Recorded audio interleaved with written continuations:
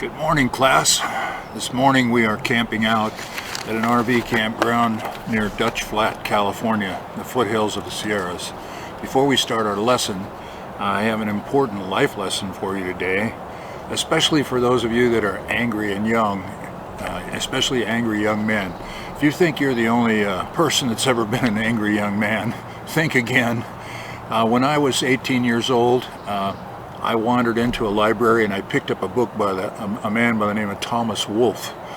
Perhaps he was one of the penultimate angry young men of the 1920s.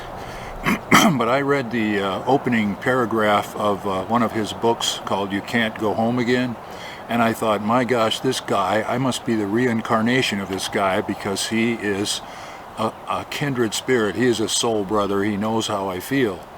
And this is the negative and angry perspective that he had on life at the time. I'm going to read you a quote from the first paragraph of his, the opening paragraph of his book, and then I'm going to read you a different paragraph from a different writer in a different book. But this is what Wolfe said about life as a spurt of flame. He said, "There came to him an image of man's whole life upon the earth. It seemed to him that all man's life was like a tiny spurt of flame that blazed out briefly into an illimitable and terrifying darkness, and that all man's grandeur, tragic dignity, his heroic glory came from the brevity and smallness of this flame. He knew his life was little and would be extinguished, and that only darkness was immense and everlasting. He knew that he would die with defiance on his lips, and that the shout of his denial would ring with the last pulsing of his heart into the maw of all-engulfing night." Pretty grim view of life, and a view of life as a brief spurt of flame. And you know what? If you choose to view your life that way, you're going to end up being right about your life. That's how your life is going to end up, because you will spend the rest of your life gathering evidence to prove that you are right about that. So it really does matter what attitude you take about your life, and what story you choose to tell about your life. The more studying we do about human consciousness, the more it looks like human consciousness, what you define as reality, is not reality at all. It's the reality that your own mind creates out of the very limited amount of evidence that you have, the very limited amount of visual and auditory and tasting and smelling type input that you have. And you have very little of that compared to everything that's going on in the world. So basically, what your mind makes up about what's reality, it isn't reality. It's simply your story about what's happening in your life. And if you make up a good story about what's happening in your life, then you're going to gather evidence to prove that.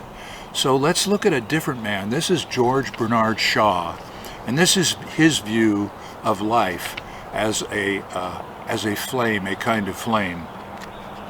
George Bernard Shaw says, "This is the true joy in life, the being used for a purpose recognized by yourself as a mighty one, the being a force of nature instead of a feverish little clod of ailments and grievances complaining that the world will not devote itself to making you happy. I am of the opinion that my life belongs to the whole community, and as long as I live, it is my privilege to do for it whatever I can.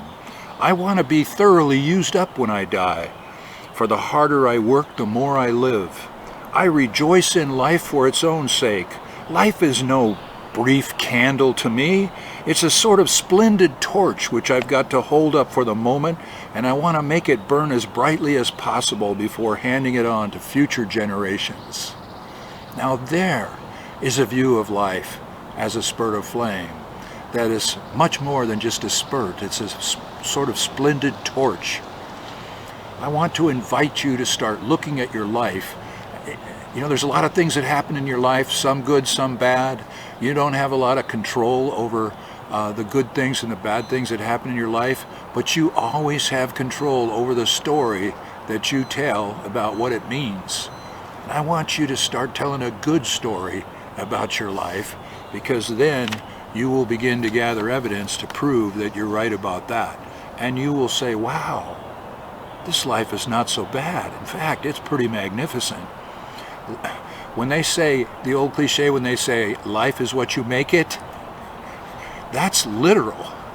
Life really is what you make it. So start making your life a wonderful adventure.